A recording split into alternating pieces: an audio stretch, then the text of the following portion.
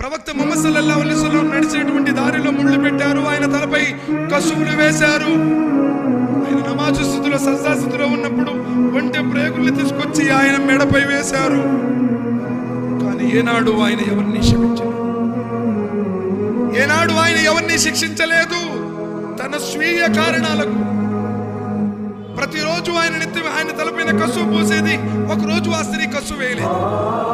నబీ సల్లల్లాహు అలైహి వసల్లం చూశారు, అరే ప్రతిరోజు ఆమె నా మీద కసు వేస్తుంది కదా, ఈ రోజు ఏంటి రాలేదు. పోయి చూస్తే ఆ స్త్రీ అనారోగ్యంతో బాధపడుతుంది. ఆ స్త్రీ దగ్గరికి వెళ్ళి ప్రవక్త ముహమ్మద్ సల్లల్లాహు అలైహి వసల్లం వారు దువా చేశారు, అల్లా ఈమెకు ఆరోగ్యాన్ని ప్రసాదించు. సోదరులారా, మనం చేయగలము.